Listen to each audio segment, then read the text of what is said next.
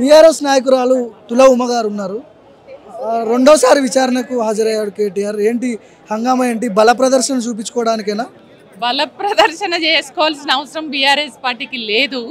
కేసీఆర్ గారి మీద అభిమానం, కేటీఆర్ మీద అభిమానంతో వీళ్ళందరూ వచ్చారు. అరే ఇన్నిసార్లు పిలుస్తున్నారు, ఈ నోటీసులు ఎందుకు ఇస్తున్నారు? ఖచ్చితంగా మా కేటీఆర్ అన్న ఒక వైట్ పేపరు, కడిగిన ముత్యం లాంటి వ్యక్తి అట్లా అనవసరంగా ఈ రకమైనటువంటి ఆరోపణలు చేసి ఈ నోటీసులు ఇచ్చి ఇప్పుడు అన్నని ఇబ్బంది పెడుతున్నారు అనేటువంటి ఒక ఉద్దేశంతో మా అన్నను అనవసరంగా మీరు ఇబ్బందుల పాలు చేస్తారా? మేము అన్న వెంట ఉన్నాం, మేమంతా కూడా బీఆర్ఎస్ పార్టీ నాయకులుగా కేసీఆర్ గారి వెంటనే ఉంటామని చెప్పేసి మద్దతుగా వచ్చినటువంటి వాళ్ళు. వీళ్ళందరికీ ఎవరికి మేము రమ్మనో లేకుంటే ఫోన్లు చేసుడో ఇంకేదో చేయాలి, ఎవరికి వాళ్ళు స్వచ్ఛందంగా వచ్చినటువంటి వాళ్ళు. కాబట్టి బల నిరూపణ చేసుకోవాల్సిన అవసరం మాకేముంది? బలహీనంగా ఉంటే బల నిరూపణ మేము బలమైనటువంటి పార్టీ, ఇది ఉద్యమ పార్టీ, తెలంగాణ కోసమే పుట్టినటువంటి పార్టీ. మేము బలాన్ని నిరూపించుకోవాల్సినంత అవసరం లేదని నేను భావిస్తాను. హెచ్ఎండిఏ నిబంధనలు ఉల్లంఘించి విదేశీ కంపెనీకి డబ్బులు పంపించారని చెప్పి ఆరోపణలు వస్తున్నాయి. ఇందులో భాగంగానే విచారణ కూడా జరుగుతుంది. చాలా ప్రశ్నలు వేస్తున్నారు. కేటీఆర్ని అరెస్ట్ చేసే అవకాశాలు ఉన్నాయని కూడా చెప్తున్నారు. ఏం చెప్తారు? ఎందుకు అరెస్ట్ చేస్తారు? ఎక్కడన్నా అక్కడ అవినీతి జరిగిందనేది నిరూపణ అయిందా? ఇవాళ కేటీఆర్ గారు చాలా క్లియర్గా చెప్పారు, అవును ఈ కారు రేసు పెట్టింది నిజము, ఆ పెట్టిన దానికి 40 కోట్ల రూపాయలు ఖర్చు అయింది నిజము. ఆ ఖర్చు అయినటువంటి అమౌంట్ ఏ బ్యాంకు నుంచి వచ్చింది, ఆ డబ్బులు ఎక్కడికి పోయినాయి, ఎక్కడ ఉన్నాయి అనేది కూడా చాలా క్లియర్గా చెప్పడం జరిగింది.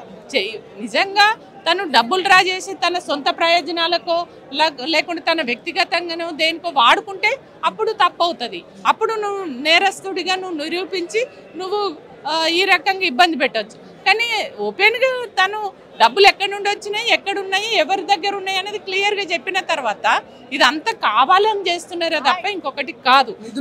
దుర్వినియోగం జరిగిందంట తమ్ముడు.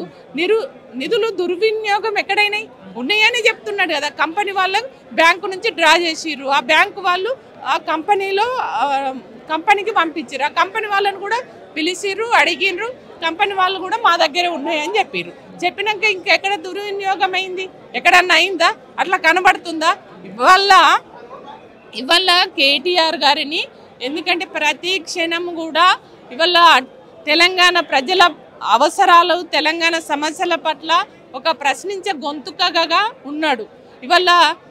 ఇవాళ కేసీఆర్ కానీ, ఇవాళ కేటీఆర్ గారు కానీ, హరీష్ రావు గారు కానీ తెలంగాణ ప్రజల పట్ల ఎక్కడ ఏ రకమైన ఇబ్బంది వచ్చినా కూడా ఇవాళ ఈ రేవంత్ రెడ్డి చేస్తున్నటువంటి ప్రజా వ్యతిరేక పరిపాలన ఏదైతే ఉందో దాన్ని ఎప్పటికప్పుడు ప్రశ్నిస్తున్నారు, నిలదీస్తున్నారు, అడుగుతున్నారు. కాబట్టి ఇవాళ రేవంత్ రెడ్డి ఒక నియంత పాలన కొనసాగిస్తున్నాడు.